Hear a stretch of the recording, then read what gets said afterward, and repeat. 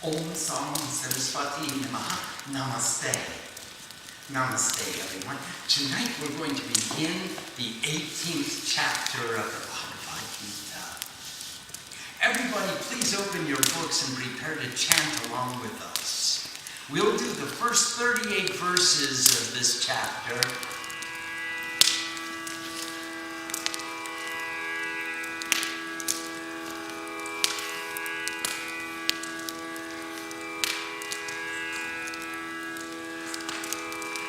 Om Bhur Swaha, Om Bhuva Swaha, Om Swaha Swaha, Om Bhur Bhuva Swaha Swaha, Arjuna Vacha Swaha, Sannyasasya Mahabaho, Tatamichami Veditum, Tegasya Cha Rishikesha, Vitakesha Shuddhanasva, Sri Bhagavanavachasva, Kamyanam Kamyananyasam, Sannyasam Tavakyo Vidu, Sarvakarma Bhavatyagam, Pravistyagam Chachakshunasva, Yagyam Dosham Vikike, Karma Kurmadishinam, Yagadana Tapaskarmam, Natavati Chapre Swam Nishagam Sriyam Tatra Takik Parata Sakmam Tyagori Purushayagra Srita Samrakirtita Swam Yakidana Tavatari Karam Natyajam Kakni Vatam Nigyodaran Tapasteva Pavanani Nishinam Swam Hitanyami Karmani Sangam Tyatva Palanica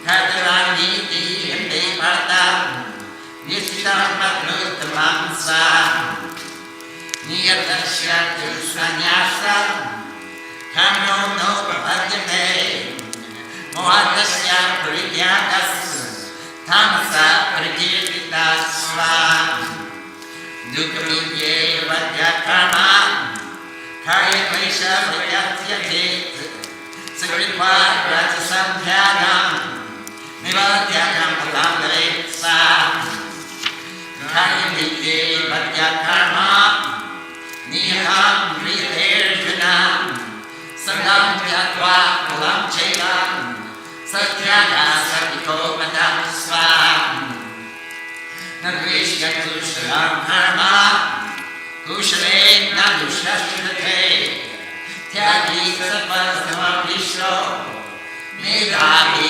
Chansanchaga Swam Nagidya Rita Shaknyam Tatum Karmandya Sheshatam Yasu Karma Vladyagi Satyagi Bhakti Diyate Swam Anishtamishtam Visramcha Trividam Kamanapakam Abhyatyadinam Preityam Natu Sannyasinam Prachaksva Panchritani Mahabaho Haranani Nibodhane Samye Kripikante Prokdani Siddhe Sarvakarmanam Sva Adhishnanam Tathakata Karnam Cha Pritadidam Vivirascha Vitakshishta Devam Chevatra Kanchamam Sa Sharirabam Manobhiyat Karma Prarabhyate Naram Nayam Bhakti Pritam Bhavam Vanchita Tasaketvat Svam Tathevas Sakitakaram Atmanam Vigleyam Kayat Pashyatya Kriprita Buddhitan Napasyati Durvati Sva Yudhashana Pito Bhavo Buddhiryasya Navidyate Atvavisya Imam Lokan Nanti Nampadyate Sva Jnanam Yam Priyata Kirya Karchodana Karanam Kamakardevi Vividakam Sangrahat Swam Kyanantam Chakartacham Chikaya Bhakunavedam Rochade Gunasangyane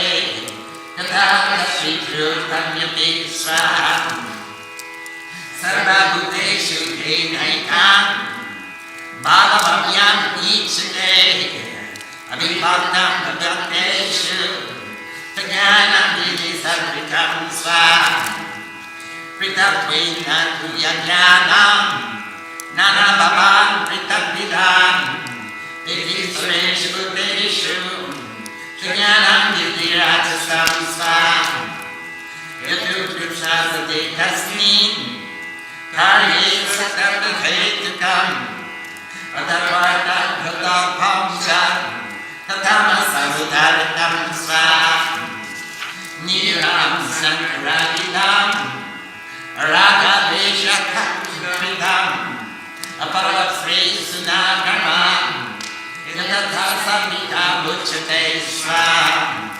Yatukami Sunagamam Sahankari Navagunam Kriyate Padulayasam Naraja Samudaratam Swam Anubhakam Shrekam Kipsam Anadikshya Chapurusham Mohadaramate Karmam Yadatama Samudjate Swam Muktasakto Nahamari Vidyutsaha Sumandika Sivyasyo Vinibikara Kartasatvikam Uchate Swam Ravi Kamala Prisur Ludohim Satmako Suchi Harsha Shukandita Kata Rajasa Praditita Swam Ayuda Pratita Sabda Shadro Meshrita Hikol Salam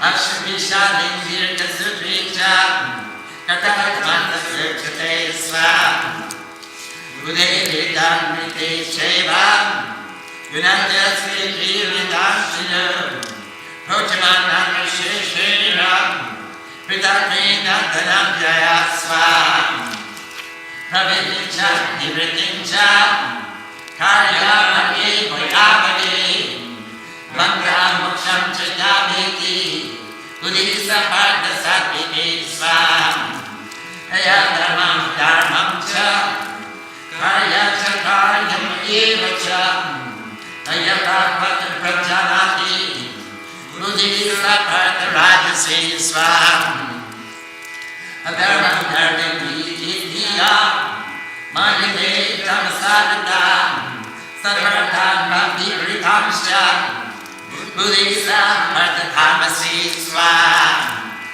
Vrityaya Tadrayate Manaha Kanindriya Yogina Vyavicarinya Vidisa Partha Satviki Swam Yaya Dharma Kamartam Vidya Dharma Tirjana Sangyana Palakamshi Vidita Partha Rajasi Swam Gaya Svatnam Vikam Shokam Vishalam Padmevacham Nambimuchayati Durmedam Vidita Partha Tamasi Swam Sukham Vidvadini Vivitam Kinume Paradashivam Adhyasarama Ateyatram Dukantam Chani Gachati Swam Yadadare Vishamivam Pariyumami Bhattari Bhoguvam Tatsukam Savikam Rotam Atma Buddhita Sajajam Swam Vishe Hindriya Sanyogad Yatadradre Mamritokamam Priname Vishamivam Tatsukam Rajasamritam Swam Yadare Chandanam Bandecha Sukham Bhatmam Bhatmanam Nidralasya Brahmanotam Tatama Samudaritam Swaha Om Bhur Swaha Om Bhuva Swaha Om Swaha, Swaha. Om Bhurrbhuvah Swaha, Swaha.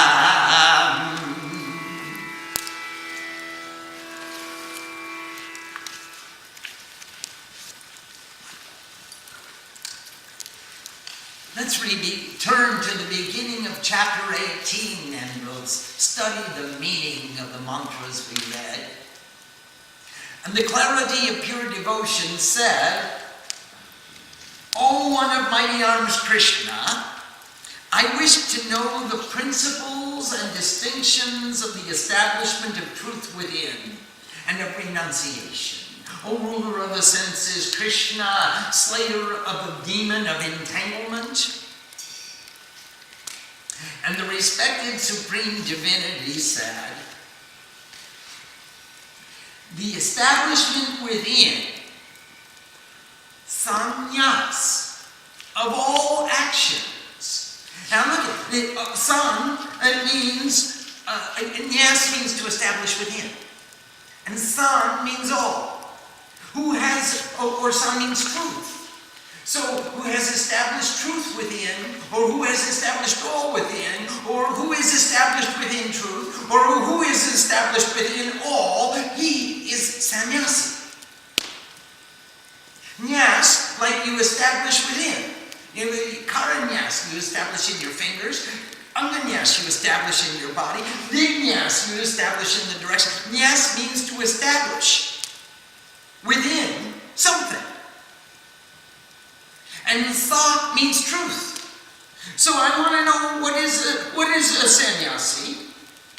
And I want to know what is someone who knows, a man of renunciation, a tyagi.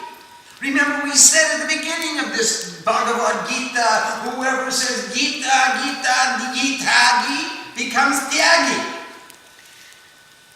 So I want to know about sannyas and I want to know about tyag. And the respected supreme divinity said, the establishment within of all actions which contain desire, those that are born of rajas, is known by inspired poets as the establishment of truth within. The establishment within of all actions which contain desire is sannyas. If you take all of your desires and establish them within, you become established in truth. You don't have to act them out outside.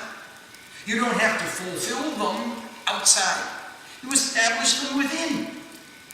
While the renunciation of the fruits of all actions, karma tyag, karma fall tyag, is declared as renunciation. Because you're not going to stop action. We're not seeking freedom from action. We're seeking freedom from attachment. So now, if we can renounce the fruits of our actions, we become renunciants. If we can establish and bring all of our desires inside, we become sannyasis. Because all the desires inside means that only one desire is remaining. And that's the desire for truth. Or the desire to be with God. Any way you want to phrase it. At that point, it's mere semantics. Some thinkers declare that all action should be renounced because it has faults. While others proclaim that the actions of sacrifice, giving, and austerity should not be renounced. Okay, now how long can you sit perfectly still and do absolutely no action? Not many of us can sit for long times. We are compelled to do something. So here Krishna is saying, if you got to do something, then make yajna. If you got to do something, perform tapasya. If you have got to do something, give. Be a giver. As long as you can sit still in the perfection of non-action, stay there. But when circumstances compel us to get up and do something, then the actions of sacrifice, giving, and austerity should not be renounced. Here my conclusions about renunciation are most true among the descendants of the light of wisdom, Arjuna. Indeed, 3 kinds of renunciation have become famous, and we have talked about these 3s again and again and again. Kam, Kala, all the 3s. The actions of sacrifice, giving, and austerities should not be renounced. Don't give up making yagyas. Don't give up giving to others. Don't give up purifying austerities and tapasya.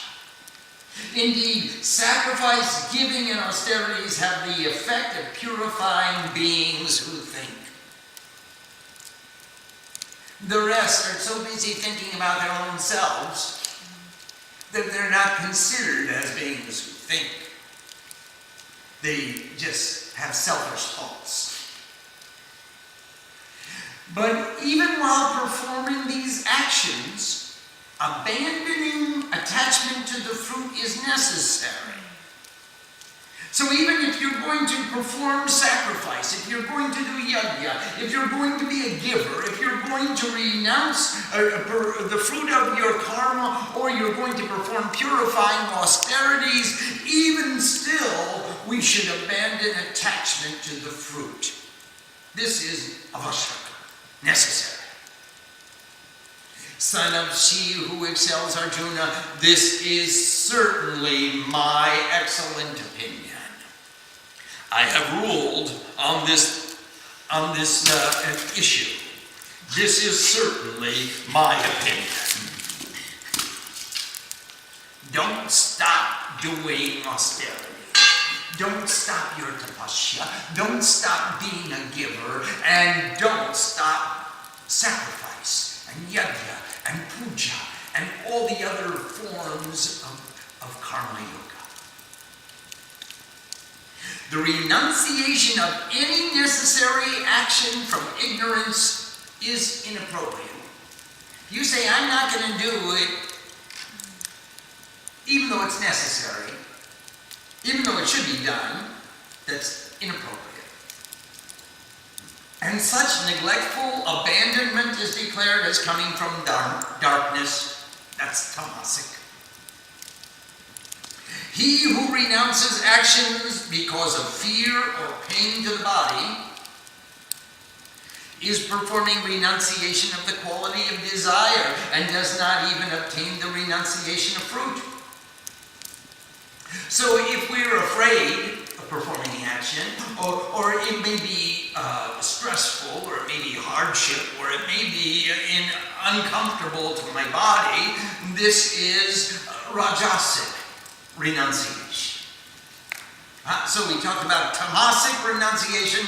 I'm abstaining from performing an appropriate action. Abstaining from performing an appropriate action is tamasic.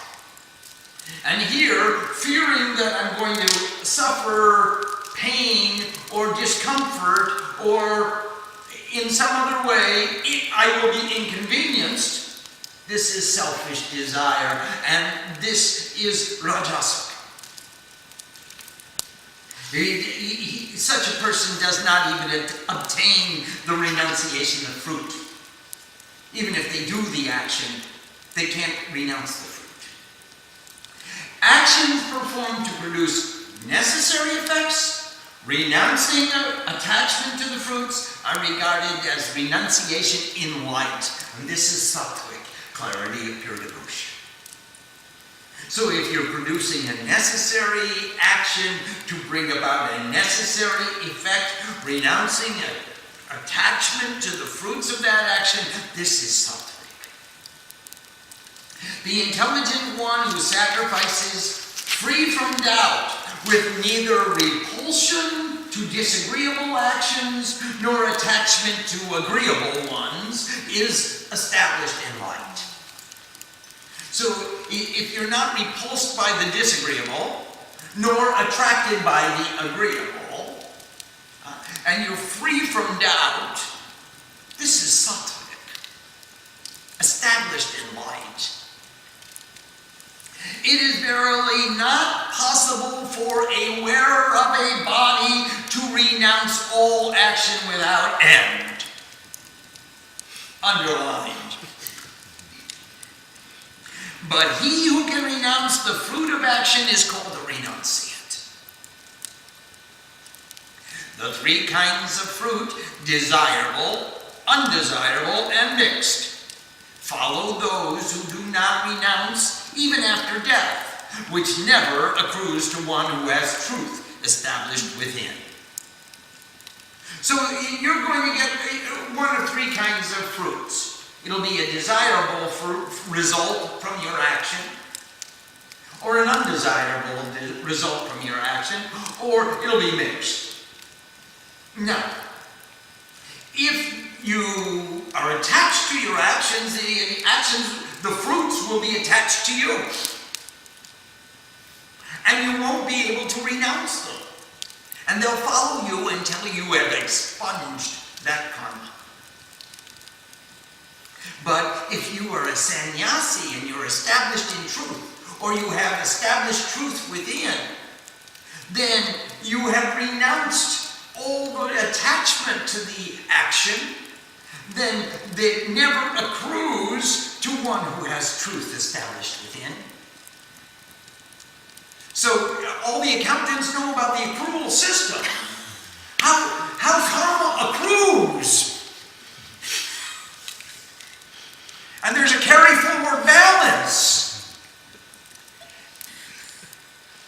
And there's an old saying in the accounting profession, old accountants never die.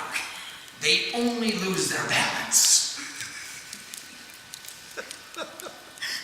It just keeps accruing. Look at the United States of America. The national debt, the trade balance, it just keeps accruing. Oh, what a mighty arms, Arjuna.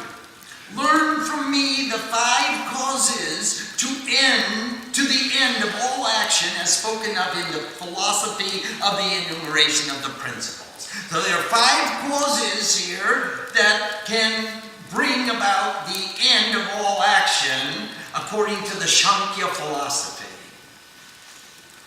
A conducive place, the doer of action, the hands, or the implement of action, the various different endeavors, and the presiding deity is the 5th.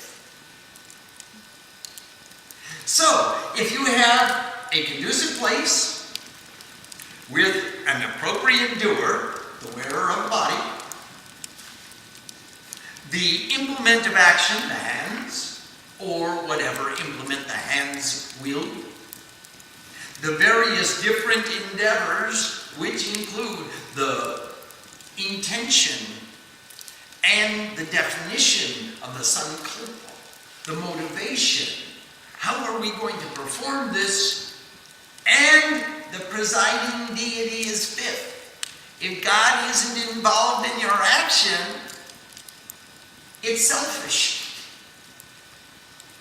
These 5 are the 5 principles which must be present in order to end attachment and to attain the end of all action. Whatever action a man performs with body, speech, and mind, whether correct or opposite, these 5 are its motivation. So, in every action, these 5 are present.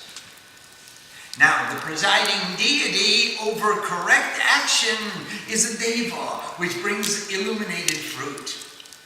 And the presiding deity over the opposite, incorrect action, is an asura, who brings the fruit of selfish division or attachment.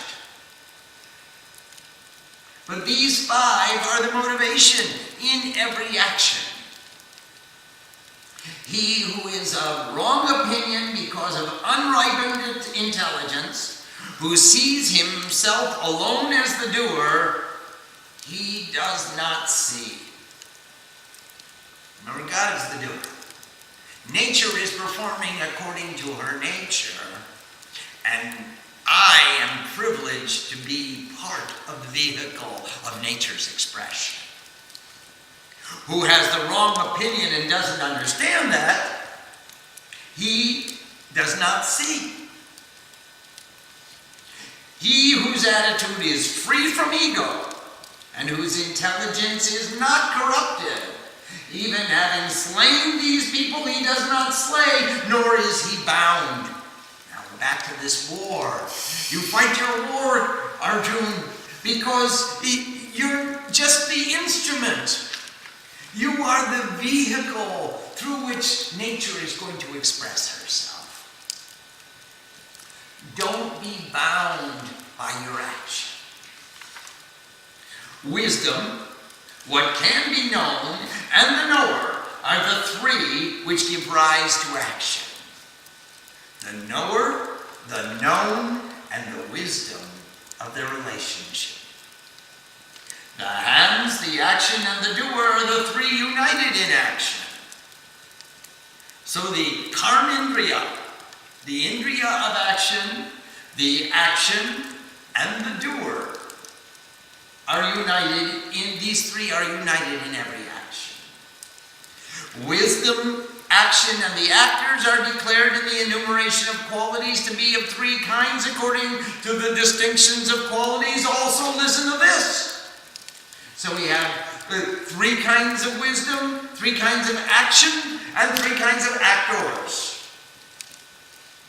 Know that the wisdom by which one sees the indestructible, undivided one in the division of all beings is of the quality of light. That's sattvic. That is the unity in the diversity. But the wisdom which distinguishes various attitudes as different from one another in all beings, know that wisdom is of the quality of desire. So he sees division in everything. He doesn't see the unity in the diversity. He sees diversity. That is the nature, the wisdom which is rajasic. And the attachment of one trivial effect to the total, without logic and not in accordance with the principles, that is said to be of the quality of darkness. So if we ascribe one trivial effect to the totality of all we perceive, that is tamasic.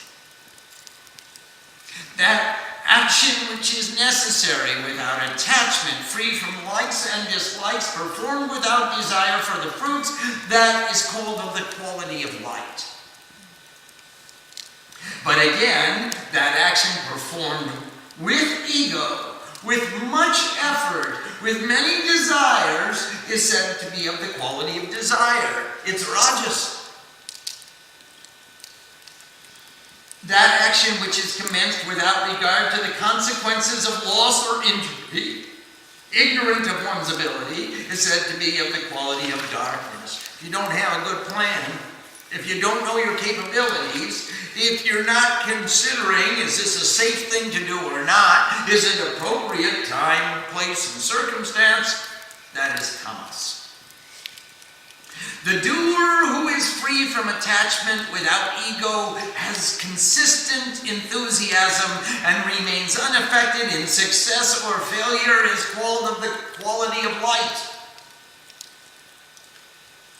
The doer who passionately desires the fruit of action, who is greedy, cruel, impure, experiencing joy and grief, is called of the quality of desire. He's got peaks and valleys.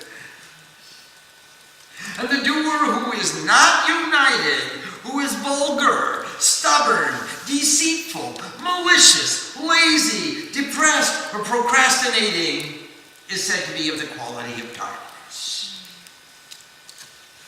Here, as I fully explained the three kinds of qualities which distinguish the firmness of the intellect, conqueror of wealth, Arjun, That intellect which knows actions of evolution and involution, appropriate effects and inappropriate effects, fear and fearlessness, bondage and liberation, is of the quality of light, son of she who excels, Arjuna.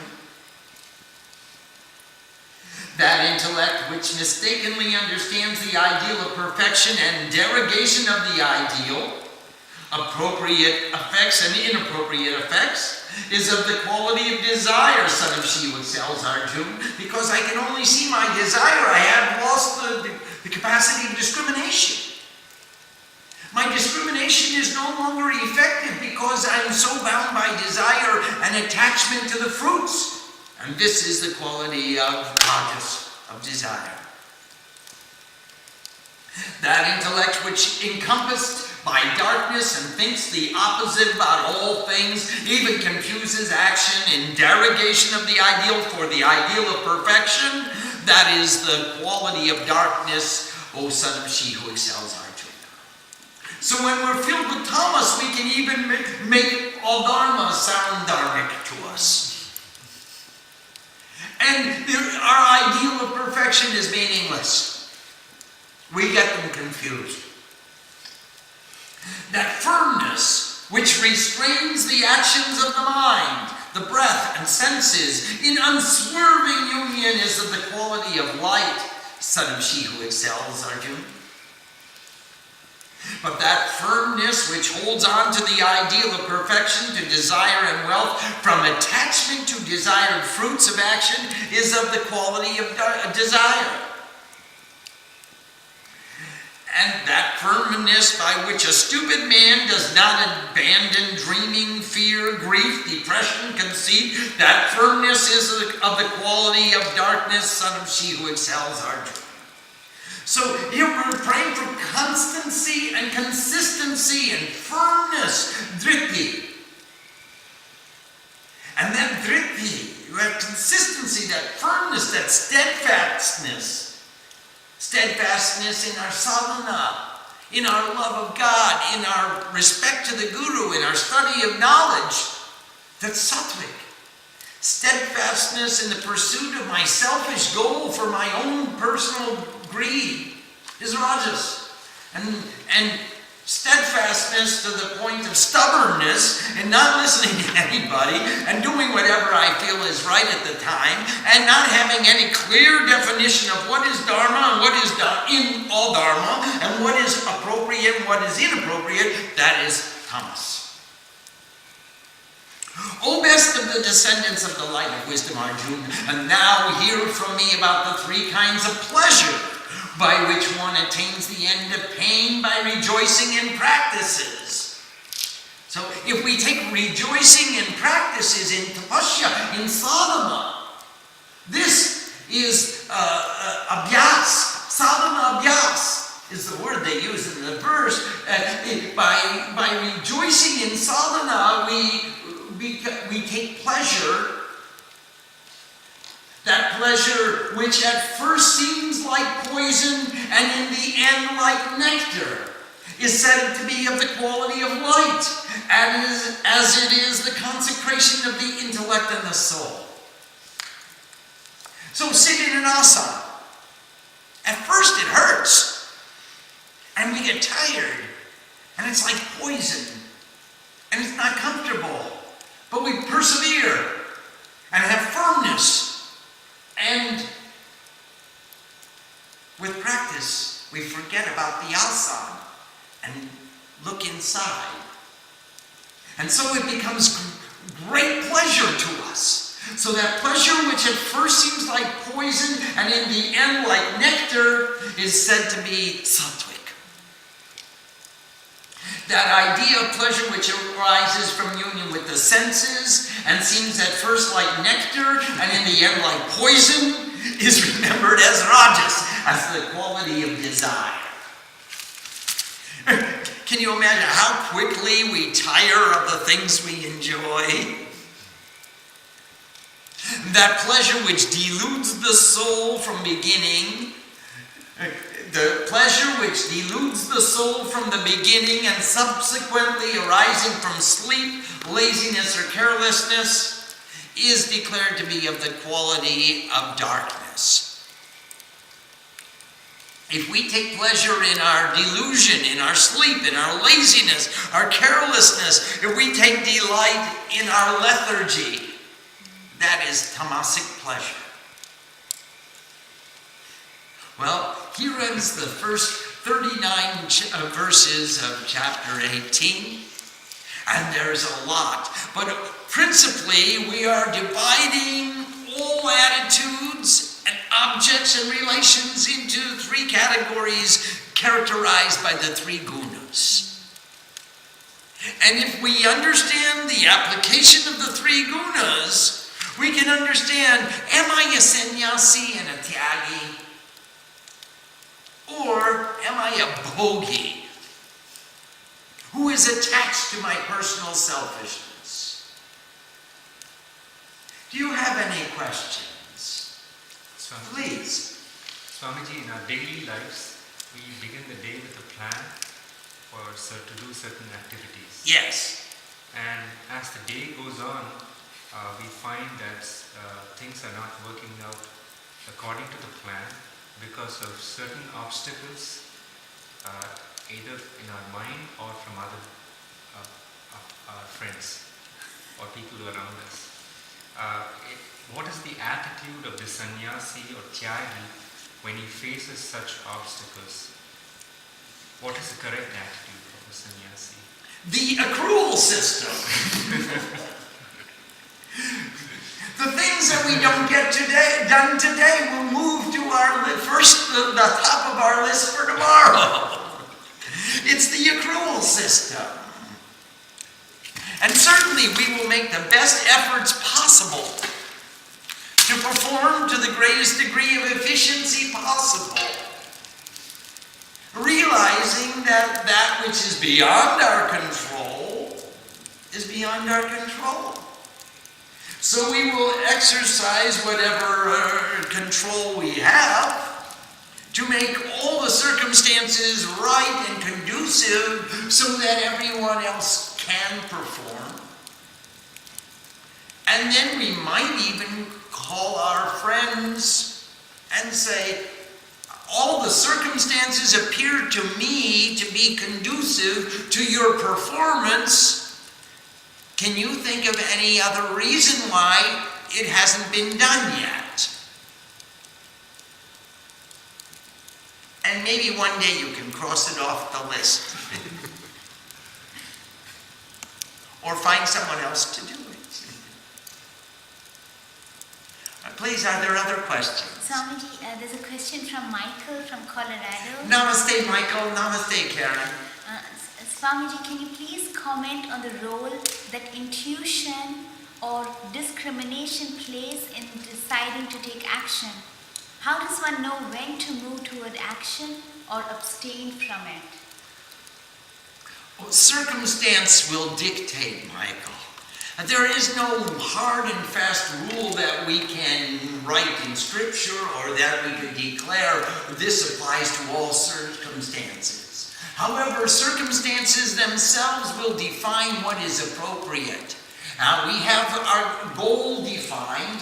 We have criteria by which to discriminate what will be appropriate and what may not be. So now, in using these faculties of discrimination and the criteria by which we can discriminate, and through the definition of our goals, now let us decide on a case-by-case basis whether abstinence from action is appropriate or actually performing action is appropriate. There is no one size fits all. Sorry. Nanda from San Jose has a question about verse 26. Namaste, Nanda. This is, the doer who has consistent enthusiasm and so on is called the quality of light. Can you please share ways in which we can keep our enthusiasm alive for seva and sadhana? Anything from your personal experience will be greatly appreciated. Thank you. One word. Japa. As much japa as you can perform. So much it becomes our reality. And now, what is the mantra when we are performing seva, or we're performing actions for our community, or for our guru, or for God? Thank you for the privilege of allowing me to serve. Jump.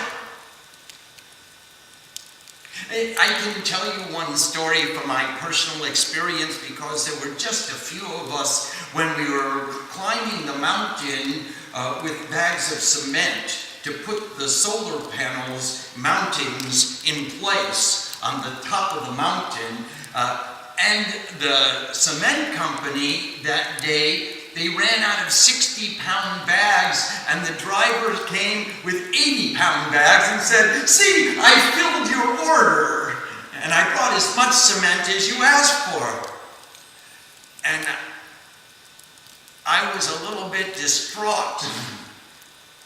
But I picked up those bags, and each step up the trail on the mountain, I kept saying, "Thank you for the privilege." And you know, by the end of the day, they all got to the top of the mountain. Even a weakling like me was privileged to serve God by carrying her cement to the top of the mountain. So there are many ways that we can convince ourselves we are serving with love and with renunciation to the fruits.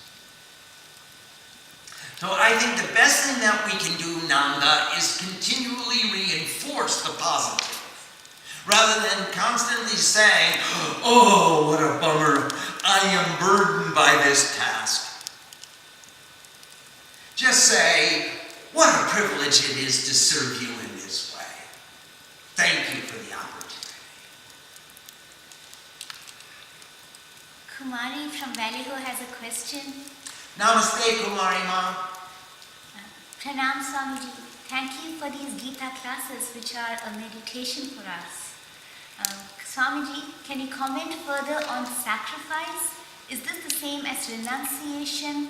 Does sacrifice involve giving of oneself in service to others, both inside and outside of the ashram? Does renunciation apply more to practical mind and mental austerity or tapasya? Kumari, I would, from my perspective, use the terms interchangeably. When I renounce, I make a sacrifice. I give up. I leave behind. And I give it from my heart, and I give it from my mind. And he who is a sannyasi is really a jnani. So, sacrifice does not only mean the yajna of sitting by the fire and offering mantras in the temple. Sacrifice means the purifying austerity that we perform as a privilege to serve God. Whatever that may be, from carrying cement to the top of the mountain to reading the mantras at the sacred fire. These are all forms of sacrifice. Remember in chapter 5, we were talking about the different forms of yajna. Some offer their pranayam, some offer their wisdom, some offer their study, some offer their austerities, some sit by the homa fire, and some offer their karma. And then Krishna said, and the greatest of all of those who sacrifice is the one who renounces the fruit or the attachment to the fruit of all of his activities and remembers me. And I'm paraphrasing. But so then I use these two terms complementary to one another. To make a sacrifice means to give from your heart with love, to accomplish the privilege of seeing the light in the face of your beloved, in the face of the recipient. That would be a sacrifice. Of course, here they use the term yajna. And yajna means yuj, to unite. So the sacrifice means the perfection of union. And tyag means renunciation, the giving to others, the giving up of our own selves to others. So when we give up ourselves, we come into union. When we perform sacrifice, we come into union. So I don't distinguish in the usage of the terms. Swamiji, Dilip from Florida has a question. Namaste, Dilip. He asks, can you please elaborate on the third type of result? There's desirable, undesirable, And mixed. Yes, the third type is mixed. It's a little bit, you get some the good with the bad. And it's mixed. You don't get it. It isn't all good, and it's not all bad. And that's the third type of result. One is really good, the other's really bad. And the mixed is what most of us get from most of our actions. It's some good and some bad. Mahesh from California has a question. How do we know that we are making spiritual progress? People talk about many experiences like seeing light, listening to divine music, smell, etc. If we don't get these experiences, does it mean that we aren't doing the right thing? Absolutely not. Mahesh, it is not about having experiences. People who talk about experience, who talks? Isn't it ego I? The objective is not to have an experience. The objective is to know the experiencer. It's self-knowledge. Not to proclaim my greatness before others, or to get validation from others, that they will say, oh, Swami is such a good boy because he's telling us all about experiences. No, the objective is self-knowledge, to know who is having the experience, not to have experiences. So please, take the reports of experiences with a grain of salt, to say the least. Because if they really had an experience, they wouldn't be able to talk. Please. The verse 39, here says that pleasure arising from sleep is declared to be the quality of darkness. Yes. Sometimes, for example, after Shivaratri, we had 2 or 3 hours of sleep, and next day, almost I was sleeping after every 3 or 4 verses of Choni, and that took 4-5 hours to complete the Choni, and my mind was not focused there. I was just mouth was chanting, but I forced myself to finish. Then I decided to sleep 10 hours next day so that I overcome that tiredness and focus on Choni. Is that sleep also the quality of darkness? Well, certainly you were completely in shushupti, in deep, dreamless sleep. That is pure tamas. There was nothing to wake you up for 10 hours. You went to sleep. That's pure tamas. Tamas does not mean bad. Not necessarily. Tamas gives rejuvenation. The light only shines in the darkness. The darkness is the matrix, the screen upon which the light can shine. So we're not making a quality judgment by saying it's tamasic or rajasic or something. We are merely defining. And it's true, if you sleep for 10 hours and don't know anything, and oblivious to the outside world, you're totally contained within. That's pure tamas. And it's not bad, absolutely not bad. After a tapasya and an austerity, like staying up the whole night and chanting Shiva's names, we all went into tamas. Everyone went into sleep. And we woke up rejuvenated. And a little bit struggling for a few days. And thereafter, wow, we realized the fruits that came from our austerities. We realize the energy that we generated as a family, as a community, in our love and our devotion to Shiva. And with that realization, we renounced the fruits of our action. And we gave it up to Shiva. And that's the blessing that we got. Every time we bowed down, we got blessing. Oh, don't be concerned about being tamasic because you went to sleep after being up all night long chanting Shiva's names. Are there other questions?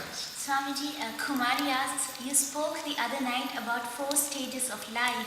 Can you comment on the last stage and the transition from householder worker to sannyas life? Aren't these stages our life goals?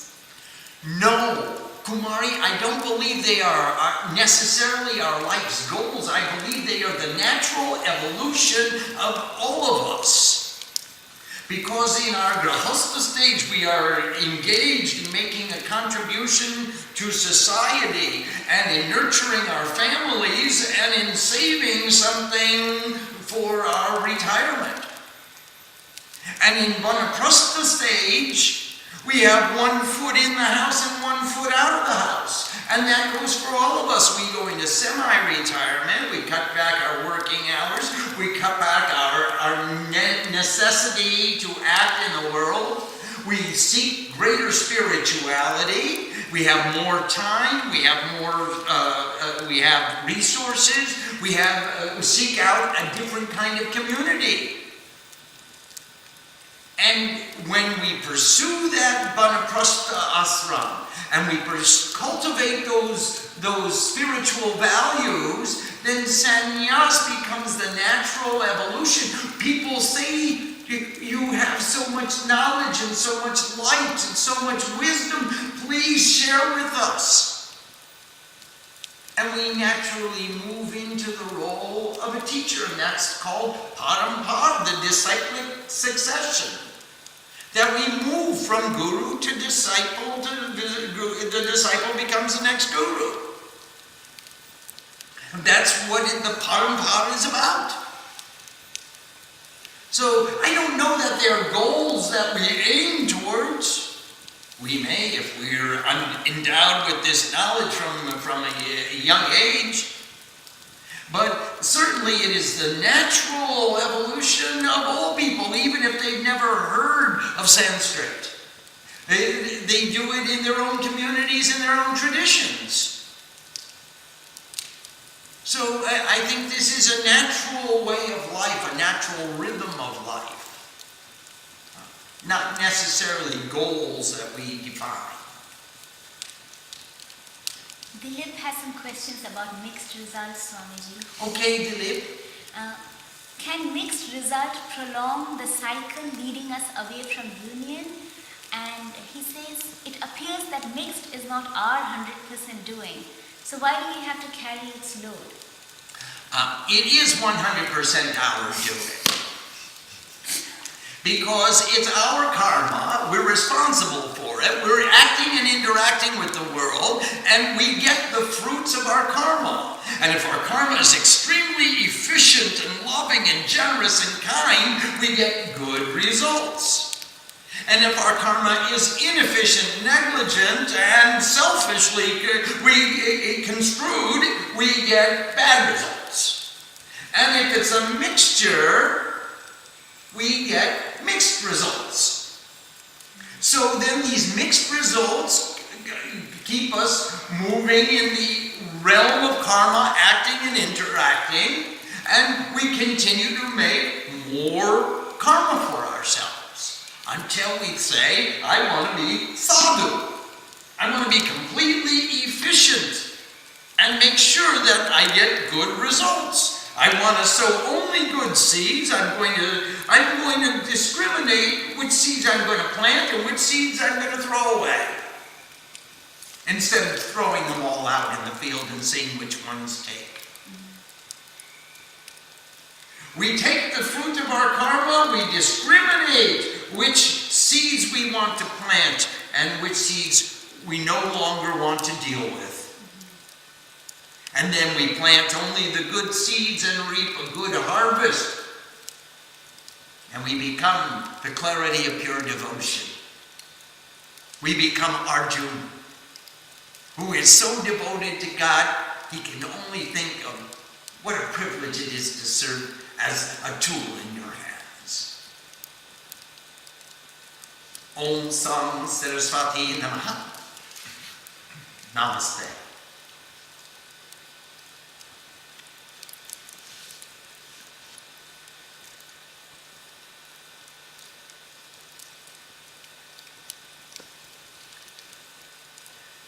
Are there any other questions? I'm sorry, everybody. Our tape is 1 hour and 2 minutes long, and we stopped at 1 hour and 1 minute.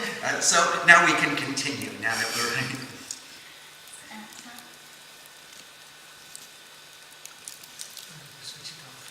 it's okay. I can switch it off later. Swamiji, Nanda has a question. Yes, Nandama. Sometimes we take a sankalpa to do an action towards a goal and obstacles come our way. Yes. At what point should we decide that the sankalpa was not meant to be versus keeping at it thinking that it will come into fruition? Again, Nanda, I believe that we're going to have to make that determination on a case-by-case basis. It's impossible for us sitting in the Devi Mandir to determine when it's appropriate for anyone to stop a certain action that they're performing based on our criteria. Certainly, if we were going to look at the circumstances, we could say, hey, that's more effort than it's worth, or maybe it should be done at another time in your life, or maybe it should be done in another circumstance with other people, or maybe there are infinite number of possibilities. So it's impossible for us to make a generalized answer to that question. It just doesn't apply. It's not appropriate. Swamiji, there's a question from Gauri from the previous class. Yes, Gauri Ma. She asks, what are practical ways to counteract anger? Oh, we've spoken about many of them. Gauri, the most important thing we can do is to put an interlude of discrimination between stimulus and response. And not just respond with anger, we want to consider what is the appropriate response. So when you feel you're getting angry by listening to a stimulus, stop. You're not required to respond immediately.